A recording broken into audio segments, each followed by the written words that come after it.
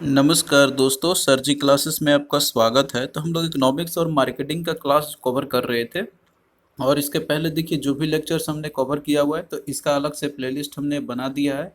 तो आप लोग डिस्क्रिप्शन बॉक्स में जाना, वहाँ पे आपको इसका लिंक मिल जाएगा। तो आप लोग जो है प्रीवियस वीडियो को भी देखते चलिए, जिससे कि आपको जो है टॉपिक पे अच्छे से क्लियरिटी आपका आ जाए। और इसके पहले देखिए हमने जो है हिस्ट्री ऑफ इंडियन रेलवे का इसका जो है पूरा कंप्लीट लेक्चर्स ऑलरेडी यूट्यूब पे हमने अपलोड कर दिया है, तो आप लोग उसको भी देख सकते हो। इसका भी लिंक आपको डिस्क्रिप्शन बॉक्स में मिल जाएगा। और इसके साथ में जो आपका पीडीएफ है हिस्ट्री ऑफ इंडियन रेलवे और डीएफसीसीआईएल का, तो इसका भी जो है हमने बना दिया और इसको अपलोड कर दिया है। इसमें आपको जो है थ्योरी और साथ में प्रीवियस ईयर क्वेश्चन आपको मिल जाएगा पीडीएफ के अंदर में। और वो सारे लेक्चर्स है, मतलब कि जो कंटेंट हमने आपको बनाया था जो यूट्यूब पे, तो वो सारा का सारा इसमें हमने कवर किया हुआ है। तो ये पीडीएफ को आप लोग बाय कर सकते हो, लिंक इसका डिस्क्रिप्शन बॉक्स में दिया हुआ है। और इसके साथ में देखिए दोस्तों, जो लोग भी कॉम्प्रिहेंसिव वे में डीएफसीसीआईएल एग्जामिनेशन का प्रिपरेशन करना चाहते हैं, खासकर जूनियर एग्जीक्यूटिव और एग्जीक्यूटिव का जो ऑपरेशन और पीडी का एग्जामिनेशन है, तो इनके लिए जो है हमने यहाँ पे पूरा कंप्लीट कोर्स लॉन्च किया हुआ है इन सारे सब्जेक्ट के लिए, जिसमें कि आपका जनरल नॉलेज का सब्जेक्ट पोर्शन है और साथ में जनरल साइंस का है, हिस्ट्री ऑफ इंडियन रेलवे और डीएफसीसीआईएल का, और साथ में इकोनॉमिक्स और मार्केटिंग का। और इसके बाद आपका है कस्टमर रिलेशनशिप का। तो ये जो जो आपके टॉपिक्स है, तो ये काफ़ी इंपॉर्टेंट है। इसमें जो है आपको अच्छे से तैयारी करके जाना होगा, खासकर एग्जीक्यूटिव ऑपरेशन और बीडी के लिए। तो यहाँ पे जो आपका टॉपिक वाइज लेक्चर्स हम आपको इसमें प्रोवाइड यहाँ पे करेंगे, और साथ में जो है इनका पीडीएफ भी आपको पूरा कंप्लीट प्रोवाइड किया जाएगा। और ये देखिए केवल ओनली 199 रुपीज़ में केवल अवेलेबल है, जहाँ पे आप लोग एड्स फ्री वीडियो देख सकते हो। तो इसके लिए जो है आप लोग हमारा ऐप डाउनलोड करना, सर जी क्लासेस के नाम से ही है, लिंक इसका डिस्क्रिप्शन बॉक्स में हम आपको प्रोवाइड कर देंगे। और देखिए दोस्तों, जब आप लोग रजिस्ट्रेशन जब कर लोगे अपना ऐप डाउनलोड करने के बाद, तो आपको जो है स्टोर सेक्शन में जाना है। और इसके बाद यहाँ पे आपको कोर्स ये दिख जाएगा डीएफसीसीएल एग्जामिनेशन के लिए।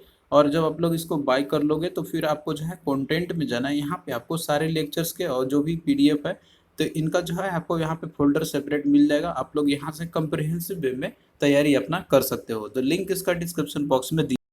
तो प्रीवियस क्लास में हमने देखा था जो पीएलएस फ्रेमवर्क है आपका, जो कि कंज्यूमर्स को एड सेगमेंटेशन में उनको जो है कैटेगराइज किया गया था, उसके बारे में स्टडी किया था। तो आज देखिए जो हम लोग कवर करेंगे, इसमें हम लोग देखेंगे प्रोडक्ट लाइफ साइकिल के बारे में। अब देखिए प्रोडक्ट लाइफ साइकिल, इसका कहने का मतलब क्या होता है यहाँ पे, कि जैसे कि कोई प्रोडक्ट है आपका, वो अगर मान लीजिए जैसे वो अगर कोई मैन्युफैक्चरर करता है उसका, तो वहाँ से जो स्टेज है उसका शुरुआत होते हुए डेवलपमेंटल स्टेज से हम बात करते हैं, और उसका डिक्लाइन होने तक, मतलब कि जो है उसका एक लास्ट स्टेज जो होती है प्रोडक्ट का उसका, यानी कि वो कोई फॉर्म है उसका जब तक कि डिक्लाइन ना होने लगे, मतलब उसका एक एंड में जब तक वहाँ नहीं हो जाती है, तो इसके बीच में जितने भी स्टेजेस से जो प्रोडक्ट है आपका जो गुजरता है, जिससे होते हुए चलती है, तो यही चीज़ बोलते हैं हम लोग प्रोडक्ट लाइफ साइकिल का। तो मतलब इसका कहने का ये हो गया आपका कि ये प्रोडक्ट लाइफ साइकिल जो है, तो ये अमाउंट ऑफ टाइम जो एक प्रोडक्ट मतलब एक जाता है अपने एक समय में, और जैसे ही वो इंट्रोड्यूस हुआ मार्केट के अंदर में आपका, और उसका जो है अंदर तक वो जाने अंदर की सेल्फ में जाने तक, यानी कि वो जो है डंप होने तक उसका, कि वो अब बेकार हो गया, अब कोई इसका यूज ही नहीं है, तो वो उतना टाइम के जाने तक बीच का जो समय जो होती है, तो इसी को बोलते हैं हम लोग प्रोडक्ट लाइफ साइकिल। तो इसका सिंपल सा डेफिनेशन है आपका यहाँ पे। तो देखिए जो लाइफ साइकिल है किसी भी प्रोडक्ट का, तो ये जो है एसोसिएटेड आपका रहता है डायरेक्टली उसके मार्केटिंग से, और साथ साथ में जो मैनेजमेंट जो डिसीजंस होती है आपके बिजनेस के अंदर में, तो ये उन पे ये मेनली डिपेंडेंट करता है। और इसके साथ साथ में जो प्रोडक्ट जितने भी होते हैं आपके, तो ये जो है 5 जो प्राइमरी स्टेज होता है, तो उनसे गुजरता हुआ ये जाता है आपका। तो इसमें देखिए यहाँ पे भले आपको दिख रहा होगा यहाँ पे इंट्रोडक्शन से, लेकिन जो पहला जो प्राइमरी स्टेज जो रहती है कोई प्रोडक्शन का, तो वो है उसका डेवलपमेंटल स्टेज। तो डेवलपमेंटल स्टेज में क्या होता है, इंट्रोडक्शन स्टेज में क्या होता है आपका, तीसरा आपका जैसे ग्रोथ स्टेज क्या है, उसके बाद चौथा आपका जैसे मैच्योरिटी स्टेज है, और पांचवा आपका डिक्लाइन स्टेज क्या है। तो ये सारा चीज़ जो है हम लोग यहाँ पे डिस्कस करेंगे, और इसको जो हम लोग ग्राफ से भी इसको समझेंगे हम लोग। और यहाँ पे देखिए जितने भी स्टेजेस इसके होते हैं, तो सभी में उसके कॉस्ट कितना कॉस्ट लगा हुआ है, और साथ में उसके अपॉर्चुनिटीज क्या क्या है उसके, और साथ में जो रिस्क उस प्रोडक्ट के साथ कितना इन्वॉल्वमेंट है। और इसके साथ साथ में जो कोई इंडिविजुअल प्रोडक्ट जो होता है, तो ये जो है ये सारे चीज़ को मैटर इसमें रखी जाती है, यानी कि वो डिफर करता रहेगा, और वो जो है कितने लंबा समय तक वो रिमेन करते हैं आपके, इन सभी एक जो लाइफ साइकिल है प्रोडक्ट का, उसके बेसिस पे कोई प्रोडक्ट हो सकता है कि वो लॉन्च हुआ मार्केट के अंदर में, इंट्रोडक्शन उसका किया गया यहाँ पे, और वो जो है कुछ ही दिनों में उसका क्या हुआ, तुरंत वो जो डिक्लाइन कर गया, मतलब उसका ऑफ सेल्फ में वो रखा गया, मैंने उसका कोई यूज ही केस ही नहीं है। और कुछ कुछ ऐसे प्रोडक्ट होते हैं कि जो एक लंबे टाइम पीरियड के लिए वो चलते हैं, मतलब एक अपना लंबे समय के जो लाइफ साइकिल होती है तो वो उससे गुजरते हुए चलते रहते हैं यहाँ पे। तो इन सभी को हम लोग डिवीजन करके स्टडी करेंगे। तो सबसे पहले देखिए जो स्टेज होता है तो वो है आपका डेवलपमेंटल स्टेज। तो डेवलपमेंट के अंदर में देखिए क्या होगा, सिंपल सी बात है कि कोई प्रोडक्ट है आपका, तो डेवलपमेंटल स्टेज में इसमें अंदर में जो क्या होगा यहाँ पर कि इसके अंदर जो प्रोडक्ट आपके हैं तो इसमें उनका क्या होगा, मैन्युफैक्चरिंग होगा। और इसमें यहाँ पे बहुत तरीके होते हैं मतलब मैन्युफैक्चरिंग करने के। तो इसमें जो फर्म्स जो होते हैं तो उनका क्या होगा, यहाँ पे कॉस्ट लगेगा, उनका अपना कॉस्ट लगेगा। तो इसमें जो कॉस्ट जो एक्यूमुलेशन जो किया था यहाँ पर आपके, तो ये जो है उनका क्या होगा, अपना खुद का, उनका खुद का इसमें पैसा लगा हुआ होता है। और इसमें जो कोई रेवेन्यू कहीं से उनको मिलती नहीं है, जैसे वो प्रोडक्ट मार्केट में लाते हैं बेचते हैं तो वहाँ से वो रेवेन्यू जनरेट करेंगे। लेकिन अगर कोई नया प्रोडक्ट मार्केट में लॉन्च करना चाहता है तो वो जब वो डेवलपमेंट उसका किया होगा तो वहाँ पे तो वो अपना खुद का ही पैसा लगाया होगा, उसके बाद ही तो वो मार्केट में लाएगा बेचेगा तब जाके प्रॉफिट बनाएगा।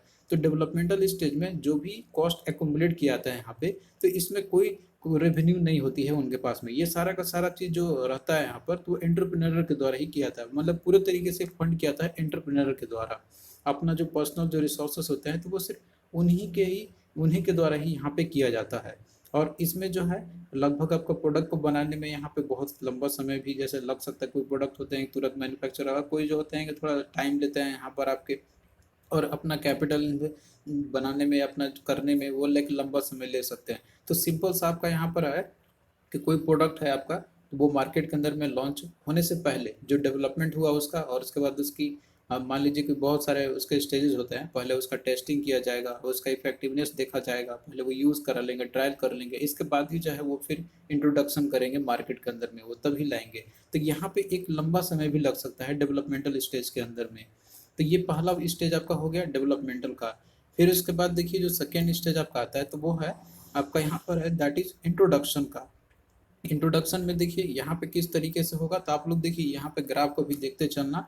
यहाँ पे देखिए इस ग्राफ में टाइम आपका है इस एक्सिस में, यानी कि जो आपका हॉरिजॉन्टल एक्सिस है, और यहाँ पे ये आपका जो वर्टिकल एक्सिस में इसमें सेल्स है, यानी कि उस प्रोडक्ट का सेलिंग जो है वो कैसा है। आप यहाँ पे ग्राफ से भी देख सकते हैं कि इनिशियली जो स्टेज है जब वो मार्केट में इंट्रोडक्शन किया गया है तो उस समय सेल्स इसका क्या है, काफ़ी कम है। लेकिन जैसे ही ये अपना आगे बढ़ता गया टाइम के साथ में तो ये इसका आप देख सकते हैं कि सेल्स है तो उसमें इंक्रीमेंट यहाँ पे होती गई। तो ये चीज़ ग्राफ में आपको समझ में यहाँ पे आना चाहिए ग्राफ को देखते हुए। तो यहाँ पे देखिए जो सेकेंड स्टेज था वो आपका है इंट्रोडक्शन का। तो इंट्रोडक्शन स्टेज में इसमें आपका क्या होता है यहाँ पर कि जैसे मार्केट के अंदर में कोई प्रोडक्ट आ गया, मतलब कि मार्केट में प्रोडक्ट का डेवलपमेंट हो चुका है उसका, और मार्केटिंग में जो इंट्रोड्यूस उसका हो चुकी है कोई भी प्रोडक्ट का। अब उसका अवेयरनेस भी लोगों के पास धीरे धीरे आ रही है कि हाँ ये प्रोडक्ट एक्चुअली आया है मार्केट के अंदर में।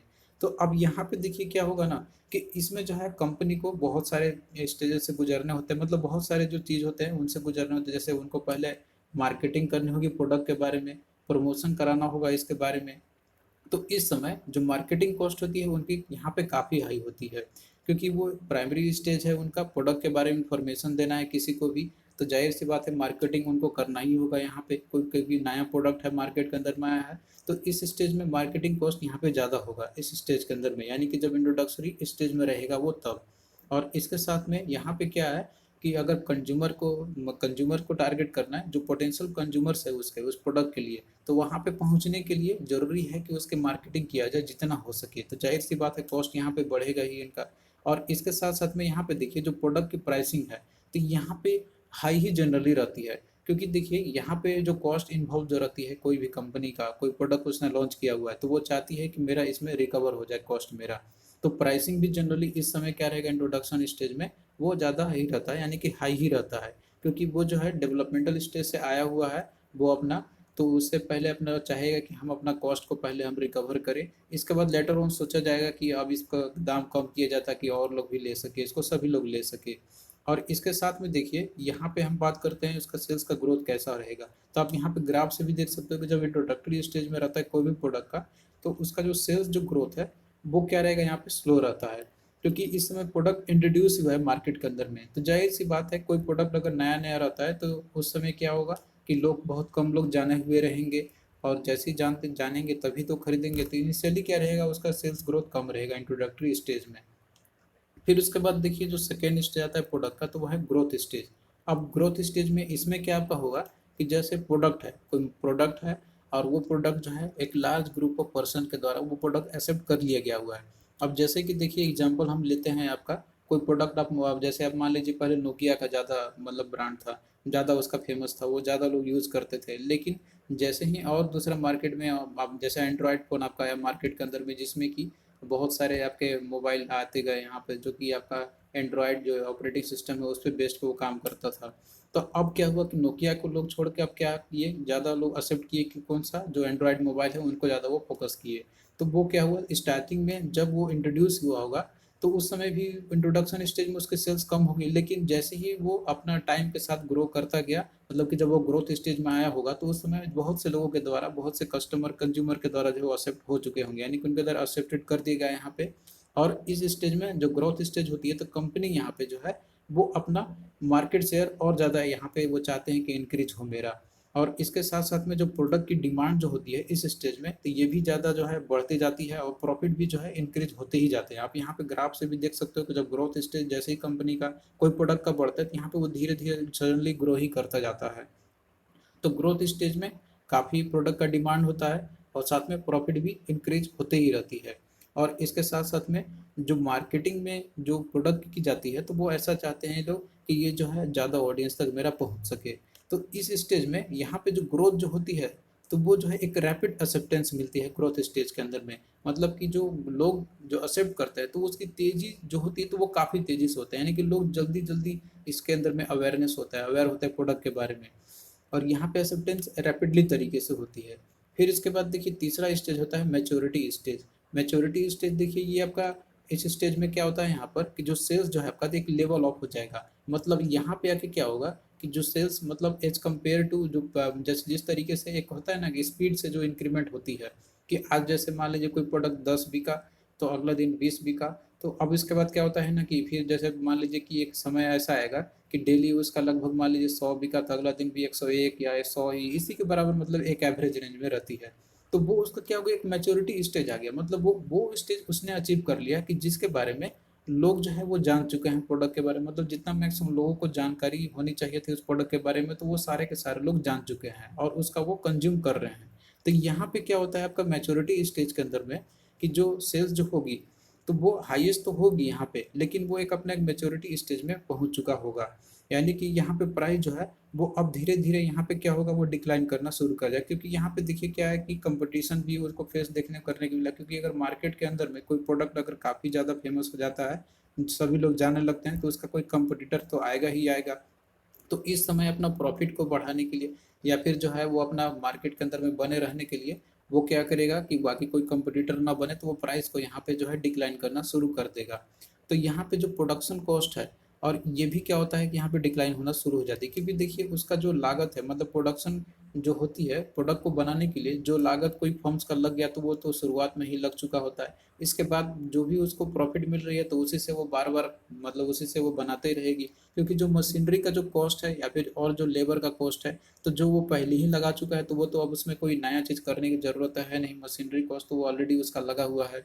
और जो लेबर को जो चार्ज वो पे कर रहा था इनिशियली वो अभी भी पे करेगा, बस थोड़ा बहुत उसमें कर सकता है इंप्रूवमेंट करने के लिए, उतना ज़्यादा यहाँ पे नहीं होती है कॉस्ट उसकी। तो प्रोडक्शन कॉस्ट यहाँ पे क्या होता है डिक्लाइन करता है इस स्टेज में, मेच्योरिटी स्टेज में जब कोई भी प्रोडक्ट अगर आता है तो एट दिस स्टेज में यहाँ पे इसलिए क्योंकि देखिए जो मनी की जो एफिशिएंसी होती है ना तो वो मैन्युफैक्चरिंग प्रोसेस के अंदर में वो क्या होगा इस समय जो है जितनी लगनी होती है मशीनें वो लग चुकी होती है। और वो इनिशियली स्टेज में ऑलरेडी वो लग चुका है यहाँ पे, बस थोड़ा बहुत कोई अगर मान लीजिए फॉल्ट आया तो उसको करेक्शन करने में जो वैल्यू लगेगी तो सिर्फ वही लगेगी।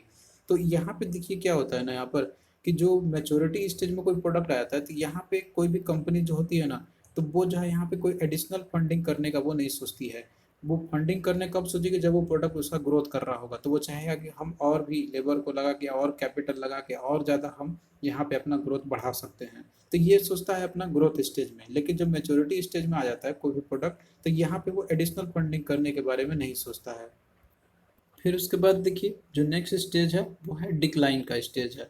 तो यहाँ पे सिंपल सा मतलब ये होगा कि डिक्लाइन स्टेज के अंदर में जो प्रोडक्ट लाइफ साइकिल के अंदर में तो ये एसोसिएटेड होता है कि इस स्टेज में क्या होगा यहाँ पे कि जो प्रोडक्ट का जो उसके रिलेटेड जो रेवेन्यू है तो वो भी डिक्रीज करेगा यहाँ पर। क्योंकि इसमें क्या है कि मार्केट जो है अब वो सेचुरेशन स्टेज में आ चुकी है और यहाँ पे कंपटीशन भी बहुत ज़्यादा बढ़ चुका होगा यहाँ पे। और इसके साथ साथ में कंज्यूमर का यानी कि जो कस्टमर्स है उसकी नीड भी वो चेंज कर चुकी होगी। क्योंकि देखिए जो पहले कोई प्रोडक्ट मान लीजिए लॉन्च हुआ होगा, जैसे हम बात करते हैं आपका आईपॉड का ही हम बात करें, पहले लोग जो है उसको ज़्यादा यूज़ करते थे और पहले टेलीफोन का यूज़ करते थे ज़्यादा। लेकिन अब क्या है, मोबाइल का ज़माना आ चुका है, तो जाहिर सी बात है कि एक स्टेज ऐसा आएगा कि अब उसका कोई यूज़ नहीं करेंगे, तो उसका अब क्या है, अब वो डिक्लाइनिंग स्टेज आ चुका है। क्योंकि लोग जो है अब ज़्यादा मोबाइल को ज़्यादा प्रेफर करते हैं, जो हैंडसेट होता है आपका, अब कोई भी टेलीफोन यूज़ करता नहीं है, तो अब उसका क्या आ चुका होगा, डिक्लाइन स्टेज आ चुकी होगी। क्योंकि मार्केट के अंदर में यहाँ पे कस्टमर के जो नीड्स है वो चेंज हो चुके हैं, और साथ में कंपटीशन भी उसको ज़्यादा देखने को मिल रहे हैं, और मार्केट भी जो है सेचुरेशन स्टेज में आ चुका होगा। तो ये जो है टेलीफोन के लिए क्या है, एक डिक्लाइन स्टेज है। तो ये क्या है, उसका सबसे लास्ट स्टेज होती है। अब इस स्टेज में यहाँ पे क्या होगा कि देखिए इसमें सेल्स जो है तो वो तो फॉल करेगा ही करेगा, आप ग्राफ के थ्रू भी आप यहाँ देख सकते हो, और इसके साथ में जो प्रॉफिट्स है वो भी ड्रॉप करेगा। तो ये देखिए क्या है, आपको ग्राफ से ही आपको समझ में यहाँ पे आ जा रहा होगा। तो ये इंपॉर्टेंट है आपका प्रोडक्ट लाइफ साइकिल। तो अब देखिए यहाँ पे क्या होगा, जब डिक्लाइन से आती है कोई भी प्रोडक्ट का, तो कंपनीज इस स्टेज में वो जो है सेवरल ऑप्शंस होते हैं उसके पास में कि वो क्या कर सकती है। क्योंकि देखिए वो नहीं चाहेगी कि हमारा जो प्रोडक्ट था, जो ब्रांड था, जो बना हुआ था, तो वो हम उसको खो दें आगे चल के। तो वो यहाँ पे क्या कर सकता है, तो एक चीज़ ये है कि वो जो है प्रोडक्ट जो वो बना रही है यहाँ पे, तो उसको वो आगे बनाना या मैन्युफैक्चरिंग करना उसका डिसकंटिन्यू कर दे, यानी कि उस प्रोडक्ट को वो फिर आगे जाके मैन्युफैक्चर ही ना करे। तो पहला तो ये ऑप्शन है उसका। दूसरा इसका ये है कि जो मैन्युफैक्चरिंग जो राइट्स है तो वो अपना सेल कर दे किसी दूसरे को, किसी दूसरे बिजनेस यूनिट को वो दे दे, ताकि वो जो है अपना कम्पीट कर सके और एक मेंटेन कर सके प्रोडक्ट का। उसमें मान लीजिए कोई नया फीचर कोई ऐड कर दे कि बोला कि तुम जो है अपना मैन्युफैक्चरिंग जो यूनिट्स है वो राइट्स जो है मेरे को दे दो, हम इसमें कुछ नया इनोवेशंस करके इसको नए तरीके से हम लाएंगे यही प्रोडक्ट को, और उसका यूज केस को बढ़ाते हुए लोगों का नीड्स को देखते हुए उसमें कुछ अपग्रेडेशन करके मे भी हो सकता है कि वो जो है ला सके, कुछ नया फीचर्स ऐड कर दे उसके अंदर में। तो इससे क्या होगा कि वो फिर से मार्केट में अपना ग्रोथ को फिर से, मतलब मार्केट में फिर से प्रोडक्ट को अपना सेल्स बढ़ा सकता है। तो ये दो तरीके यहाँ पे ऑप्शंस होते हैं। कोई भी मान लीजिए फॉर्म्स है, जब डिक्लाइन स्टेज में कोई प्रोडक्ट उसका आ जाता है तो दो चॉइसेस होते हैं यहाँ पे। तो ये देखिए जो प्रोडक्ट लाइफ साइकिल आपका है, तो ये किसी भी प्रोडक्ट के लिए जो स्टेजेस से वो गुजरता है अपना, तो ये उसको ये शो करता है एक्चुअली में। तो यहाँ पे आपको ग्राफ के थ्रू जो है ये पूरा कुछ समझ में यहाँ पर आ गया होगा। तो आई होप कि ये जो टॉपिक है आपको यहाँ पे समझ में आया होगा। और देखिए कोई भी जैसे सक्सेसफुली कोई मैन्युफैक्चरिंग जो कंपनी जो होती है वो अपना सक्सेसफुल कब बन सकता है यहाँ पर आपके, तो वो अगर मान लीजिए जैसे वो मल्टीपल प्रोडक्ट अपना लॉन्च करता रहे हर एक डिफरेंट पॉइंट्स पे, जो आपका प्रोडक्ट लाइफ साइकिल है। ऐसा नहीं कि वो अगर कोई प्रोडक्ट उसने लॉन्च किया यहाँ पे ग्रोथ स्टेज में, तो वो जो है बस उसी प्रोडक्ट के ऊपर डिपेंडेंट रहे, वो अपना मल्टीपल प्रोडक्ट अपना लॉन्च करता रहे। अब जैसे एप्पल की हम बात करते हैं तो वो अपना क्या, अपना लैपटॉप भी उसका यूज, जैसे अपना लैपटॉप भी एप्पल का आता है, अपना आईपैड भी उसने लॉन्च किया हुआ है, इसके साथ में मोबाइल भी लॉन्च किया हुआ है। तो वो जो है अपना एक ही, मतलब जो इसे वो ग्रो तो कर रही है, कंपनी ग्रो तो कर रही है, लेकिन वो अपना मल्टीपल प्रोडक्ट्स भी लॉन्च की हुई मार्केट के अंदर में डिफरेंट पॉइंट्स के ऊपर में। जैसे उसका कोई प्रोडक्ट इंट्रोडक्टरी स्टेज में जब वो लॉन्च किया होगा, मान लीजिए हैंडसेट ही उसने, मोबाइल फ़ोन ही उसने अगर किया होगा, अगर उसका ग्रोथ अच्छा हुआ, मैच्योरिटी स्टेज में पहुंचा यहाँ पे, तो वो देखा कि अब लोग तो इसका यूज़ कर रहे हैं, क्यों ना हम हैंडसेट भी अपना निकाल दें, अपना आईपैड भी हम निकाल दें।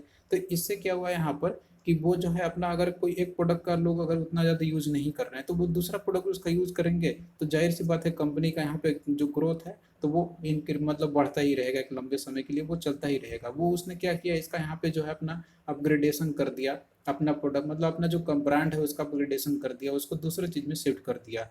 तो इस तरीके से ये क्या होता है कि सक्सेसफुल मैन्युफैक्चरिंग कंपनी का अगर कोई सक्सेसफुली बनना चाहता है तो उसके पास ये ऑप्शन रहता है कि वो डिफरेंट जो स्टेजेस जो होते हैं तो वो अपने मल्टीपल प्रोडक्ट को लॉन्च करते रहे, हर एक डिफरेंट जो पॉइंट्स होते हैं आपके प्रोडक्ट लाइफ साइकिल के अंदर में।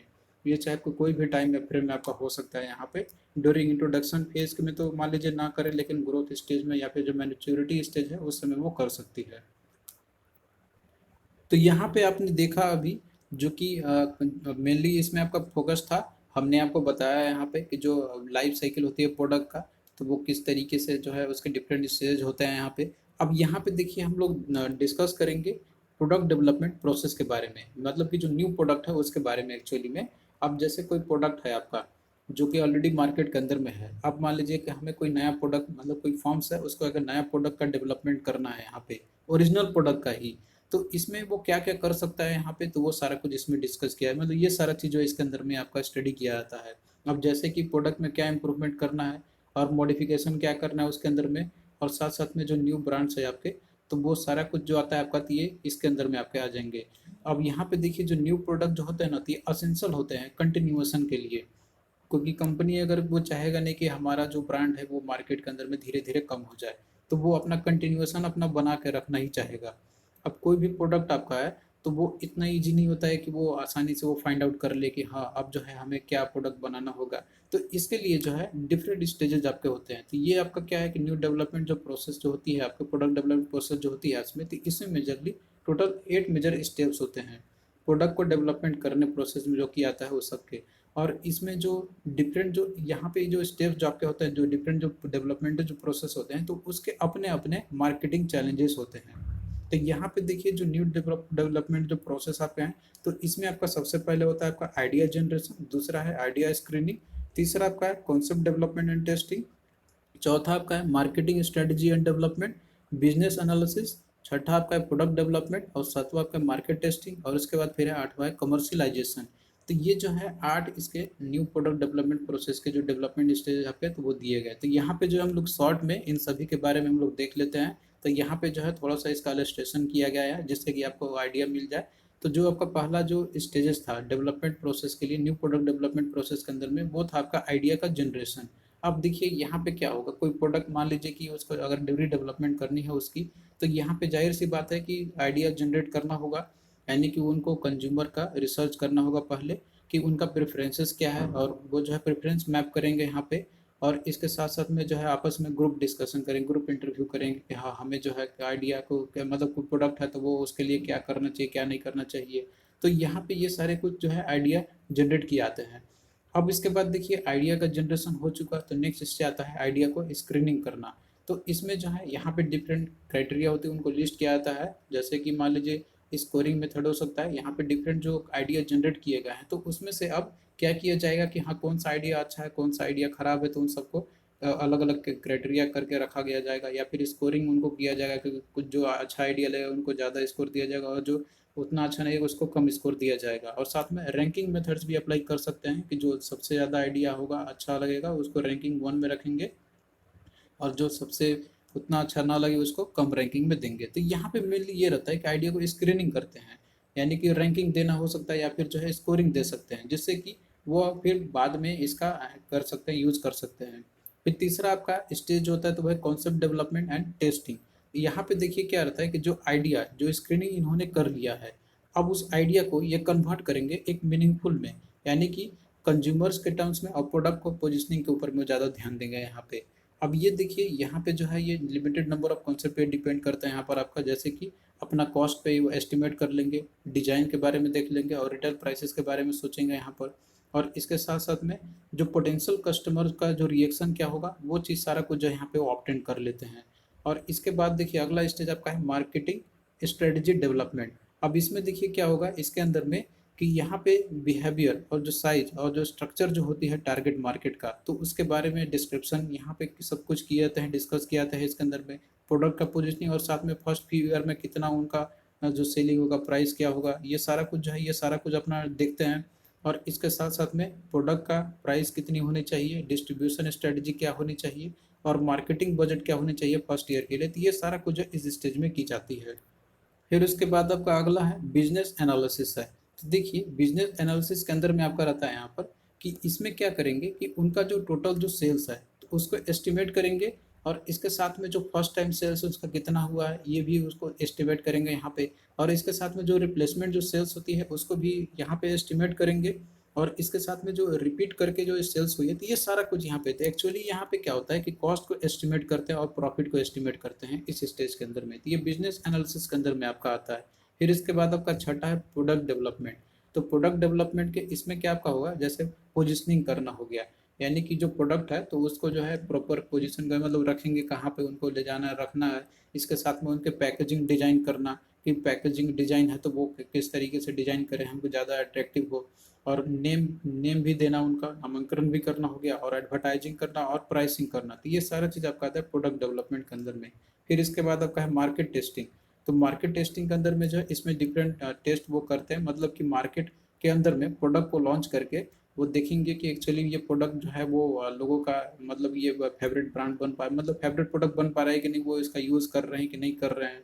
तो ये इसमें डिफरेंट चीज़ किए जा सकते हैं, जैसे टेस्ट मार्केटिंग करके, कि वो जो है हो सकता है कि कुछ लोगों को फ्री में प्रोडक्ट बांट दे, वो देख ले कि हाँ जो उसको अच्छा लग रहा है कि नहीं लग रहा है यहाँ पर। इसके साथ में शॉपिंग टेस्ट भी, सिमुलेटेड शॉपिंग टेस्ट भी कर सकते हैं।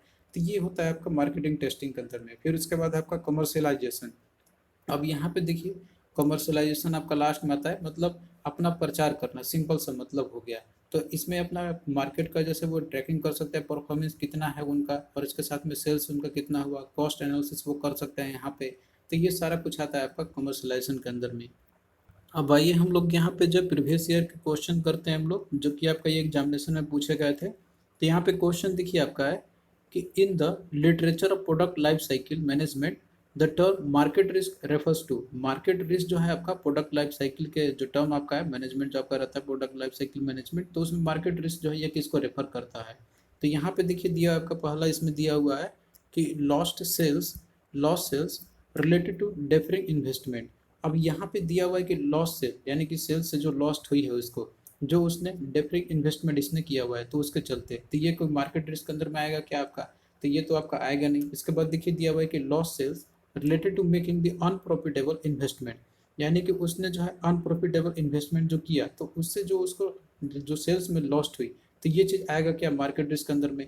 तो यहाँ पे देखिए जो अनप्रॉफिटेबल इन्वेस्टमेंट है, तो ये तो मार्केट रिस्क के अंदर में आएगा नहीं, ये तो अपना खुद का डिसीजन था। फिर इसके बाद देखिए अगला दिया हुआ है इसमें कि losses related to declining the market share for companies that are not technological leaders. अब देखिए मार्केट रिस्क वो कैसे हो सकता है उसको, अब जैसे जो लॉसेस उसको हो रही है, वो कैसे हो रही है कि उसका जो है मार्केट शेयर डिक्लाइन कर रहा है यहाँ पे, किसके चलते। तो यहाँ पे टेक्नोलॉजिकल जो एडवांसमेंट जो हो रही है, और जो टेक्नोलॉजिकल लीडर्स नहीं है, टेक्नोलॉजी से रिलेटेड नहीं है, तो जाहिर सी बात है यहाँ पे क्या है उसका डिक्लाइन जो होगा, तो जो लॉस उनको होगी, तो ये आएगा उनका मार्केट रिस्क के अंदर में, क्योंकि मार्केट रिस्क टोटली डिपेंड करता है कंपटीटर्स के ऊपर में आपका। और यहाँ पे उनको डर रहता है कि यहाँ पे टेक्नोलॉजी में अगर हम लीडर्स नहीं है, तो जाहिर सी बात है, तो ये क्या है उनका जो सेल्स जो होगा तो वो कम ही होगा। तो ये लॉस हुआ उनका किसके चलते, तो ये जो है एक मार्केट रिस्क के अंदर में आपका आ जाएगा। और वहीं पे देखिए अगला दिया हुआ है यहाँ पर कि losses related to research and developmental cost. तो रिसर्च एंड डेवलपमेंटल कॉस्ट से जो लॉसेस होती है, तो ये तो देखिए ये तो कोई भी फॉर्म्स वो करता ही है अपना, वो चाहे इसमें लॉस हो या फिर गेन हो, वो नहीं देखता है यहाँ पे। तो ये तो मार्केट रिस्क के अंदर में आपका आएगा ही नहीं। मार्केट रिस्क कहने का मतलब ये हो गया कि वो मार्केट के ऊपर में डिपेंड करता है यहाँ पर, मतलब कि मार्केट जैसे ग्रो करेगी या फिर आने वाला समय में वो उसको क्या थ्रीट है, तो ये जनरली किस पे डिपेंड करेगा, तो वो टेक्नोलॉजी के ऊपर, क्योंकि आने वाला समय में भी टेक्नोलॉजी जो आज है तो वो और ज़्यादा एडवांस भी हो सकती है। तो जो अगर टेक्नोलॉजिकल लीडर्स नहीं है, तो जाहिर सी बात है कि जो फर्म्स जो होंगे तो वो अपना लॉस उससे करेंगे ही करेंगे। और बाकी ये सारे जो इन्वेस्टमेंट से रिलेटेड आपका, या फिर जो ये जो तरीके इन्वेस्टमेंट कहती है, ये कंपनी अपना इन्वेस्टमेंट तो करेगी यहाँ पे, लेकिन ये मार्केट रिस्क अंदर में नहीं आएगा। फिर अगला देखिए दिया हुआ है कि from the marketing life cycle perspective a company profits usually peak during. तो जो यहाँ पे आपने देखा था मार्केटिंग लाइफ साइकिल के अंदर में पर्सपेक्टिव से, तो कंपनी का जो प्रॉफिट होता है तो यूजुअली पिक किस समय पे होती है। तो यहाँ पे देखिए आप ग्राफ के थ्रू भी देख सकते हैं, जैसे सेल्स है आपका और यहाँ पे टाइम है। तो इसमें देखिए जो मैच्योरिटी जो स्टेज होती है, तो इस स्टेज में जो प्रॉफिट होती है, तो उस समय क्या होगा, पीक होगा इनका। तो यहाँ पे देखिए राइट आंसर क्या होगा इसका, और मैच्योरिटी स्टेज एट ऑप्शन 3 इसका हो जाएगा। फिर नेक्स्ट देखिए क्वेश्चन है आपका यहाँ पे कि which of the following is are product life cycle extension strategy. तो इसमें से कौन सा जो है आपका एक प्रोडक्ट लाइफ साइकिल के अंदर में जो एक्सटेंशन स्ट्रेटजी है। इसमें देखिए दिया market development, product development, unrelated diversification, या मार्केट डेवलपमेंट और प्रोडक्ट डेवलपमेंट। तो देखिए ये दोनों आपका आ जाएगा मार्केट डेवलपमेंट, प्रोडक्ट डेवलपमेंट। तो ये जो है प्रोडक्ट लाइफ साइकिल के एक्सटेंशन स्ट्रेटजी है, तो ऑप्शन 4 आपका राइट आंसर हो जाएगा। फिर अगला देखिए दिया हुआ है कि which of the following is stage of product life cycle. तो इनमें से कौन सा एक स्टेज है प्रोडक्ट लाइफ साइकिल का। तो आपने देखा था कि इसमें जो स्टेज आपको होते हैं जैसे introduction stage, growth stage, maturity stage और डिक्लाइन स्टेज। तो इसमें देखिए इंट्रोडक्शन स्टेज भी है, ग्रोथ स्टेज भी है, मैच्योरिटी स्टेज भी है, तो इसलिए आपका क्या होगा, ऑल ऑफ दी अबव हो जाएगा। तो option 4 is the right answer. तो थैंक यू दोस्तों, आपको कैसा लगा ये लेक्चर आप लोग कमेंट करके जरूर बताना। और हम देखिए इसी तरीके से आगे भी जो है लेक्चर्स प्रोवाइड करते रहेंगे। तो आप लोग जो है प्लीज़ वीडियो को शेयर कीजिए अपने फ्रेंड्स के मंग, ताकि हमें मोटिवेशंस मिलता रहेगा। तो चलिए दोस्तों मिलते हैं नेक्स्ट वीडियो में, तब तक के लिए बाय।